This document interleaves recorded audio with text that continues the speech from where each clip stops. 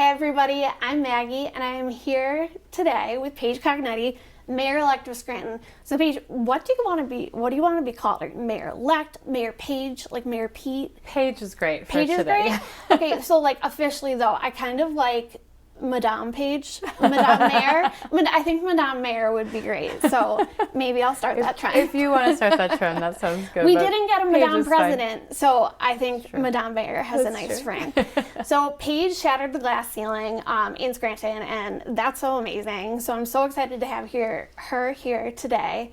So we've got Madame Paige. I like to break the ice with, what is your Starbucks order? That's the question I go sure. right in for. Absolutely. It's an iced grande almond milk latte, currently with a warmed blueberry muffin, which is not something I would usually eat, but this baby has changed my eating habits temporarily.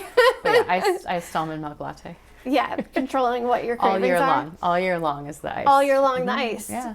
Well, actually, Paige, we cheated, and I called Ryan for your latte order. Oh, that's so cute. So today we are drinking the Paige Cognetti, the iced almond milk latte. You can get it at your local Starbucks. Let's give it a try. Love it. Let's do a little Cheers. Thank you. So thoughtful. Oh, And that's really very nice. good thing he knows. That's a good. He said right on it. He said every single time, and I was like, all right, we're gonna DoorDash the latte. I love it. Thanks. Yeah. So, tell me, do you have a favorite coffee spot in Scranton? Yes. Okay. Well, Adezo and Northern Light. I really like both of those. They're kind of for different reasons. So Adezo, I like to go if I want to work and kind of just like really hang out and, like and get mellow. on my laptop. Yeah. If I'm going to meet somebody, I like to go upstairs at Northern Light. That's Yeah. kind of a good atmosphere. That's it's a a little good more idea. private. So it depends on, definitely depends on the nature of my work that day. I would say, in terms of drinks, the no sugar chai at Northern Light is awesome if you haven't tried it. I haven't tried the non-sugar. It's really good. And then Adezo, the smoothies they make are killer. Oh, yeah. Yeah. So those are the two. So with these, like, I usually ask, what is your favorite Netflix snack? So when you're doing a binge, but like, I mean, is there like a pregnancy craving Netflix snack? I have been eating Dairy Queen Blizzards at night. Oh my God! Which is, again, just like the blueberry muffin. Usually I don't like to eat sugar. Yeah. This has just flipped everything on its head. And Because you're like famously a clean eater. I mean, I'm married to somebody who is like the king of clean eating.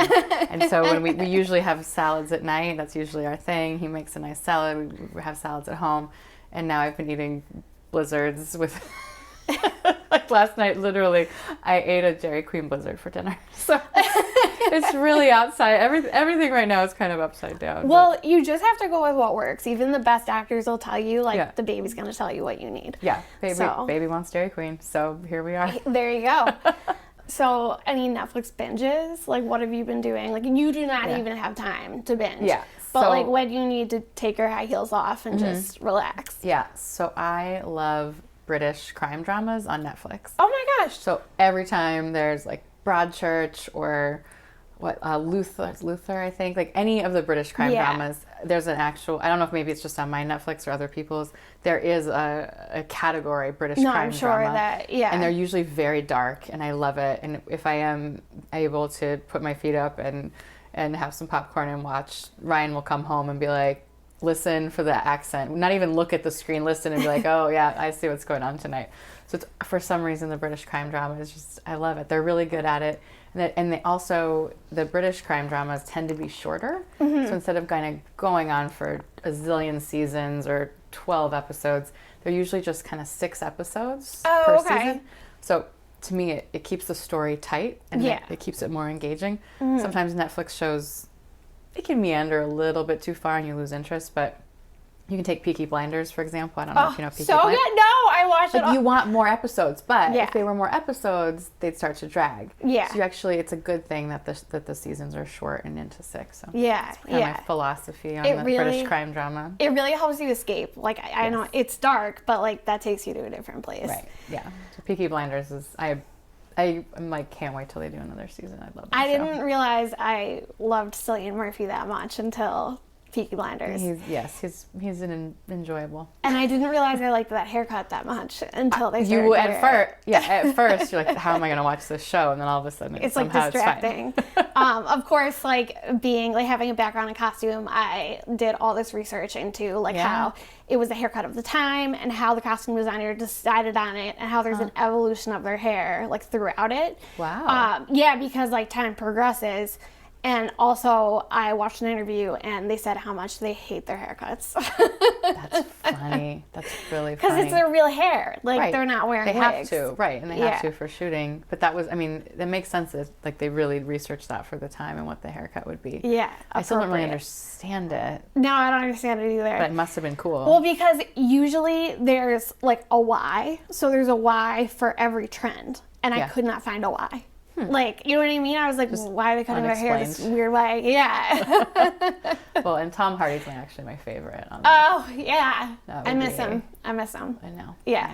That was hard. But yeah, I love how he always plays somebody that isn't necessarily the most attractive character. Like, I appreciate that. He always plays kind of the banged up person in the script, and I appreciate that about him. But I love that show. I love that you've researched it too. It's cool. Oh my gosh, yeah, absolutely.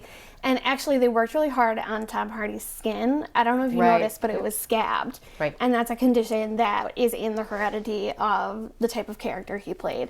So that was interesting to read, and I was really like cheering on the costume designer who did that, or the makeup artist. They must be incredible, because they really, the whole thing, I mean, the set, everything is like when they go from London back up.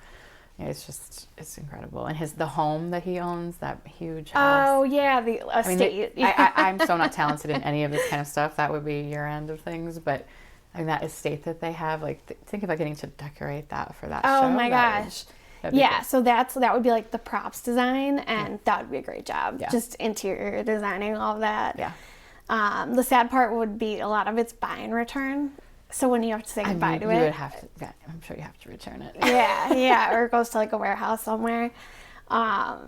So can you tell me a little bit about, you're doing Rent the Runway for your maternity clothes? Yep. So tell me how you're making. Maternity clothes are so difficult because there's just not that many brands that carry them, and for each brand there's not a big variety. But you've been really making it work. You used Rent the Runway for it. Can you tell me how you utilize that? Yeah, so I have the Unlimited, which I started the Unlimited earlier this year, even before we got pregnant. I looked at the economics of it and decided which I highly recommend for any woman. And Rent the Runway, the women who started it graduated from Harvard Business School about 5 years before I did. So they came and spoke to my class when I was in school, and it was just really inspiring. Like, the story, it was something that I believe they had the idea at Harvard, really, and met there, I believe, and started this amazing company. Yeah. So that's how I started looking at it, but didn't start using it until this year, when the Unlimited really to me became the right situation, because I was working in Harrisburg, and then also just doing a lot of things in the community, and just trying to always have the right outfit. And the economics of it, I think on a personal level, makes sense, because you have to remember that the dry cleaning is something they do. So my dry cleaning bill went from, significant every month to almost nothing. So that's how I calculated in that this as a monthly expense made sense, because I could subtract the dry cleaning from what I pay Rent the Runway.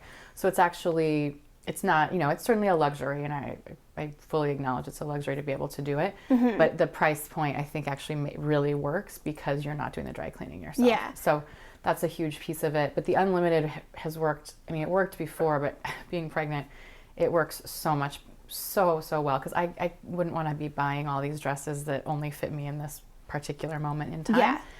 But you are right that there's only so much diversity on the site to be able to pick from.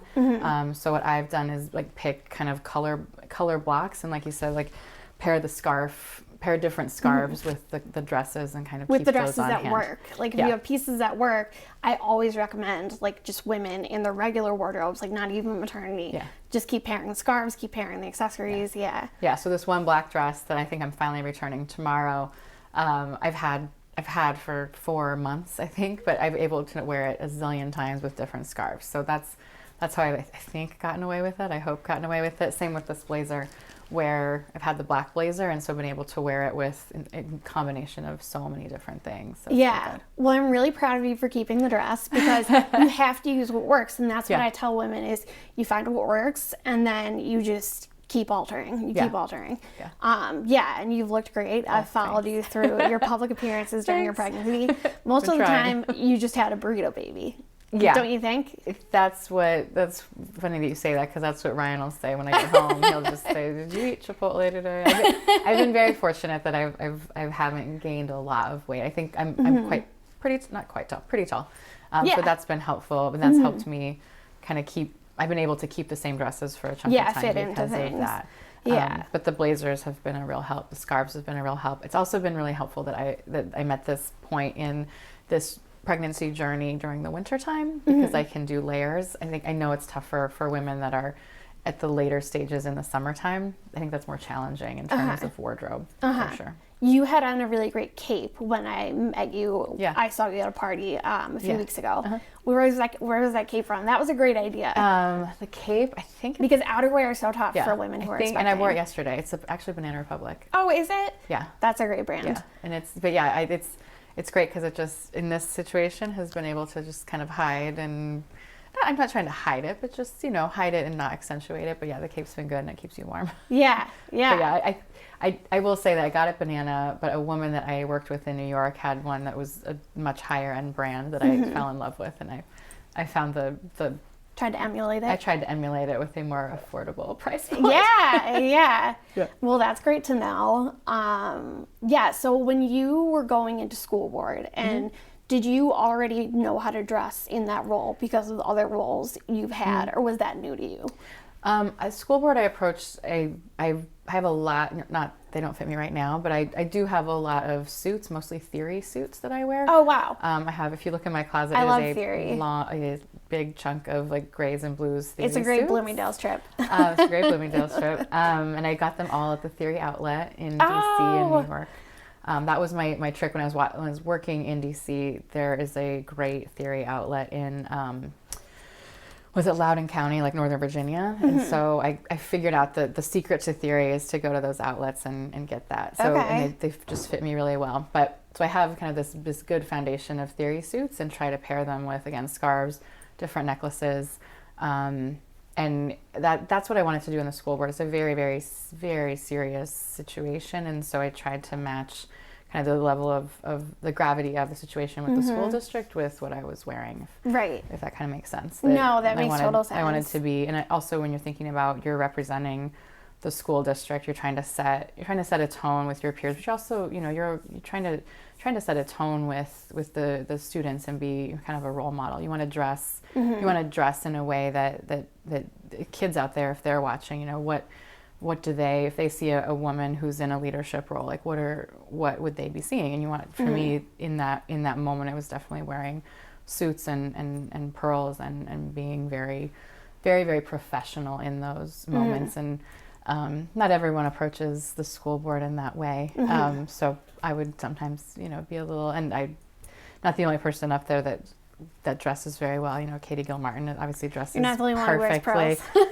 Katie dresses perfectly every single meeting she and I would, and sometimes in the summer some of the fellas would wear polos, and I'll speak for myself, I didn't love that. You didn't love that, because I think you need to set the bar high, and you need to show the students that you're serious about that. So show the community that you're serious about it, and then show the students what it means to be a professional, and what it means that sometimes you have to dress for the moment, you dress for the occasion, and in terms of career, looking for a career, you're always dressed for the job that you want, right? Not the job that you have. Exactly. So there's that piece, and then you're dressed for the occasion. If you're going to a school board meeting to talk about a really serious budget issue, I wouldn't wear a t-shirt. That doesn't match the moment. That doesn't match how I'm going to feel delivering delivering those talking points, trying to get something accomplished, I need to be wearing a suit or some sort of, really professional wear to then deliver that professional, right, those talking points. So. To show the message that you have self-respect for yourself and that you have the confidence. And then students feel safe around you. They feel that safety, like knowing that you're a strong woman. And growing up, like, that's definitely something that, like, rang true and made me remember, like, who you are getting up in the morning and getting dressed. Right. So, and yeah, I mean, you've seen this in your life. A lot of really strong professional women in your life, and same with me. It's just, what you wear really does matter, and not everybody is like that, but I'm excited that we get to play around with. I've always felt bad for men in the professional workforce. They don't have much to play with, right? They get ties and socks, and there's really nothing else that they get in terms of politics and government. At least, we're not certainly, like, working in finance in New York. There's a different style where the vests are in and that kind of thing, but even then they don't have as much to work with. So while it can be certainly more expensive for us to figure out how to play up our style and do these things in a professional capacity, we do have more to work with. So I've always felt bad for the guys that don't. Yeah. Again, they're talking about, like, happy socks. Like, there's not much else. They don't get to play. Yeah, they don't get to play. And what's neat about moving kind of from professional government into politics and now this tremendous opportunity to be the mayor of a city, I get to use in part what I wear to convey what I'm trying to convey. And so, this necklace is like the Scranton Skyline necklace. It's a local business. I've been wearing this to all my media appearances since the end of the campaign. I saw you on CNN wearing it, and absolutely, local business owners were thrilled because they're carrying that necklace. Yep. So on, and then Curiosity Shop. I know both have it. New Laundry downstairs, I think, does as well. So, and I'm hoping to get pins soon so that I can wear it every day at City Hall. But there's things like that as a woman that you really can play with. So I can I can represent every day. I can have a locally made necklace that I'm wearing. Like, how cool is that, right? And I mean, I could do it too, but it's a lot easier for us, right? Yeah. And then in terms of playing with color and things, like, I definitely try to choose my color based on what the event is. And I have a speaking at a veterans event on Saturday, and I'll wear something that is probably the red dress that I've been wearing recently, or maybe the blue one. Just always trying to wear something that is part of the moment and part of the message and part of the event and the community that I'm addressing. So I have, it's fun. I don't know if I'm doing a good job. You would do a much better job. No. But I am trying to be thoughtful about that, and I think of it as part of the role is to dress for the people that you're engaging with. It absolutely is, and I'm so happy that you're taking that seriously, because being the first female mayor, you have a precedent to set, and I mean, I'm so proud you're doing it. So women are scrutinized so much more than men, and like, I mean, how does that feel to you? Like, I'm sure you already feel the scrutiny. You're doing fabulously, but what does that feel like? I hate to delve into something a little dark because I hate it. It's icky. It's like so icky. It's not. It's okay. I signed up for it, and I think once I got on the school board, I signed up for it. Yes. It doesn't bother me that much. In part, I will say too, I am very lucky to have worked. I staffed a very prominent woman in the U.S. government back in the Obama administration, and she's still very prominent in Washington, D.C. this day. And I learned tremendous amount from her. Tons of scrutiny on her always. There are not very many women at her level in economics in the world. I mean, in global finance, she is one of the top people in global finance. So staffing her for 3 years, I learned so much from her about how to just keep going, not worry about it. People are kind of watching and maybe scrutinizing you, but you just do your thing, and you dress for the occasion, and you go out with confidence, and you just do your thing. And there will always be people that are going to naysay and hate, and that's fine. Yes. There's somebody who's always going to comment on your hair or something. Yeah. you just have to have a sense of humor about it, right? And laugh about it, and know that that's not the substance of her role, the substance of obviously coming in and the severity of the situation in Scranton. Like the job that I have is very, very serious, and I certainly take the style piece of it seriously, but it's a very small piece of it. This is nothing like trying to be in, being an Instagram influencer or being in Hollywood or anything. I mean, like that, it's so not that. So No, it but doesn't it's bother just me. as important, and it's just so important that you're intentional. So I love Yeah. that. Thanks. It's really interesting that you said you just got to go out there, and like there's going to be naysayers, but you just have to do it. And prepping for this interview, I actually wrote, like, to tell you the Nike motto, just do it. Like, just do it. Like, don't overthink it. Don't think, like, what are they going to say? Just do your best, and then go out and show yourself. Yeah. Just got to get out there, and I don't find it stressful. I mean, maybe I should. Good. Maybe I'm strange. No. But I don't worry about it too much. It just, I just feel I've had such great role models in my life. I have such I have such an amazing family. I have such amazing friends to continue to just, lift me up and give me confidence and help me go forward. I do the same for them. And it's fun. I think that's the fun thing, is I'm trying to have a little fun with it. And the necklace is a piece that it just kind of fell into place. But it's one of those things. It's just like, gosh, this is such an opportunity, right? So when I think about this necklace, I think about it. Actually, I really do. Like, it helps me think back sometimes in these busy days as to like what I'm doing, and the fact that it's a little business that represents Scranton, and that I'm wearing it, and that matters. It helps me, like, if I need to get back and ground myself, like, what's the real, what is the goal of my day? What is the goal of what I'm doing?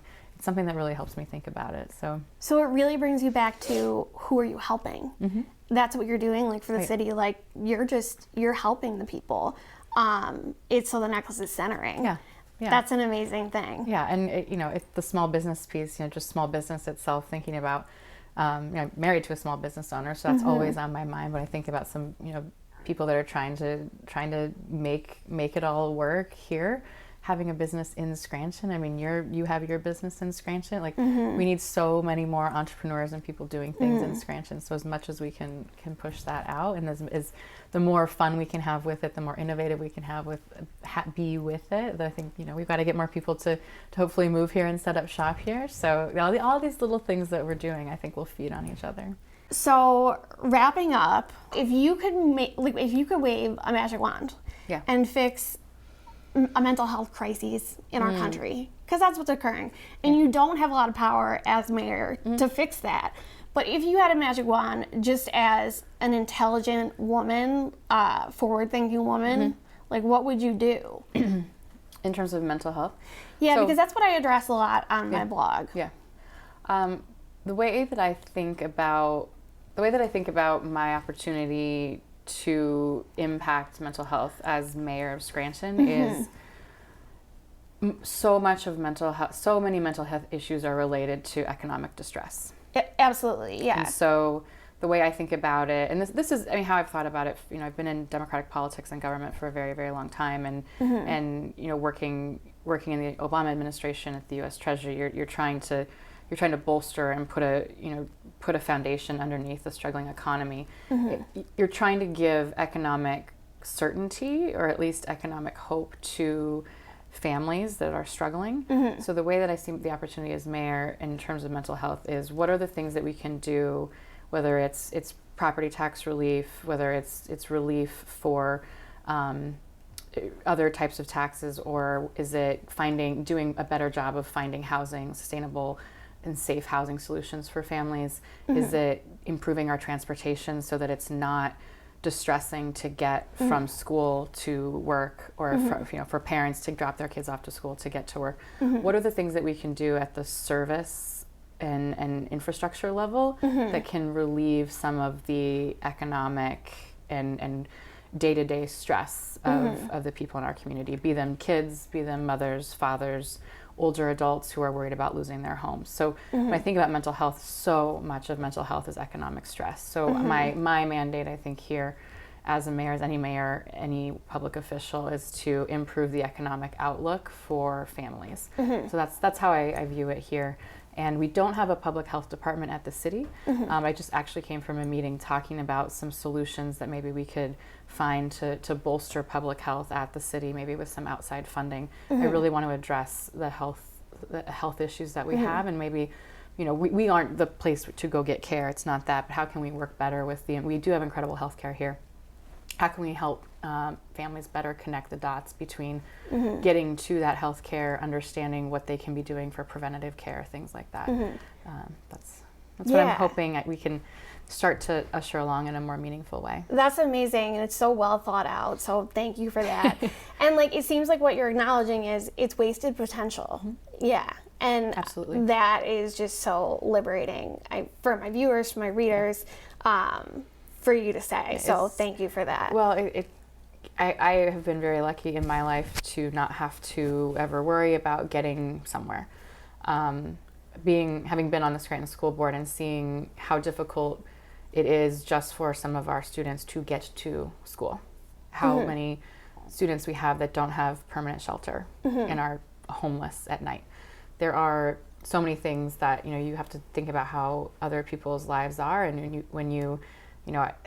somebody the other day, I was in a parking lot and they were very, very upset about something and they were yelling, and I had to just think through, this person's day this is not about this parking spot. Yeah. This is nothing to do with anything that's going on right here. This is all about some distress in that person's life that they are dealing with. And then it's an honor for me to be able to be in a position where I can try to work towards solutions to relieve some of that stress and try to, peel that back and get us to a point where we're transporting people properly, where more of our kids have shelter, more of our people have shelter, where, with addiction, where we are reducing the stigma around medically assisted treatment. That's something that I was working on before I left the Auditor General's office, working on those things to get us to move forward in a progressive way so that we can help people. Addiction's not going anywhere. Medically assisted treatment works. How do we bring that to communities? How do we help do that? So there's so many things, but it's an honor to be able to, in some way, be able to try to put together part of those solutions. That's amazing insight, and thank you for thinking that through and bringing that solution to the table. I'm just going to wrap up with one final question. What words can you offer for hope to the women who are viewing this and the men, who struggle or don't struggle? What can you offer as a strong woman? Yeah. Gosh, I would say, nothing has been perfect or easy. I mean, when I was growing up as a kid and in high school, I certainly struggled. Even into my 20s, I struggled, and sometimes with, confidence issues and things like that. So, I would say, the way I think about it, and this would be both in me and then a lot of the lived experience of many of the people close to me. I think some of the hardest years, you have your adolescence, your teen years, your early 20s. Those are some really, really, really hard years. When you think about the suicide rates that we have in our younger populations, I'm heartened that we have a lot of, I think in my generation, your generation, I think people are better about talking about things and seeking help, but obviously that doesn't work for everyone, and there's still stigma around mental health. But if you can just feel confident that people want to hear from you, I guess this is a very long-winded way of saying, I appreciate it when people are honest. I try to be honest and open with people. I try not to hide anything from my past. I struggled with, again, self-confidence and self-esteem issues, and even then I wish that I had been more open about that at the time. So I want people to feel confident. They should reach out to their friends, they should reach out to their family. If it's perfect strangers that somebody engages them, that idea that you should ask for help. People really, I think, do want to help if they hear that there's a problem. And so I want people to feel like they're not alone. And I can't think of anyone that I know in my life who hasn't struggled in some way with some issue. So no one has it all figured out, especially in those early years, especially as you go through your 20s. Those are really tough years, and just keep going and ask for help. Raise your, just like with school, there's no dumb question, raise your hand and ask for help if you're struggling. That's a great message. So thank you for that. And you're a great example of, you struggle, but you come out the other side. Always with the help of people around you. And so, going inside is the natural thing for some people, but try to avoid that. Try to avoid that instinct to hide behind yourself or be embarrassed. Everyone struggles. I can't think of anybody in my life who hasn't had a struggle at some point. So raising your hand, asking for help is the strong thing to do. I think that's the real key message, right? Is asking for help means that you are strong. Strength is in asking for help. It's actually stronger and harder to ask for help than it is to keep it all inside. That's amazing. Yeah, and I think that's a great note to end on. And thank you so much, Paige, for coming on today. This was so great. Thank you for having me, Maggie. I'm so excited about this. This is a fun one. So. Yeah, and we'll be in touch. All right, thank you. Thank you. Style Mag Daily.